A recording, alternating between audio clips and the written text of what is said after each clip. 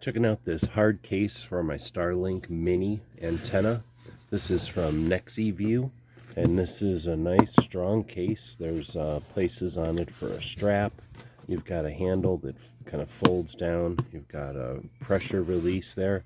There are a place here to put a lock on both sides for different types of locking.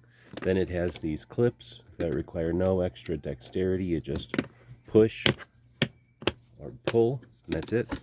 It's got a nice closed cell foam egg crate up top that is not removable. You've got places for the Starlink mini antenna, of course. You've got plenty of cutouts here for your different accessories. Some of them are custom fit for your cords and your plugs. There's some extra spaces here. You can put in your antenna face up, or I put it in face up or face down. It's going to fit just perfectly. Now, if you do have a silicone case, you might need to modify it because it does fit just perfectly like this. This gives you great drop resistance, great weather resistance.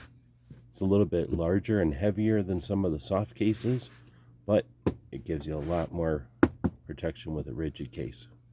Hope this helps. Really satisfied with this purchase.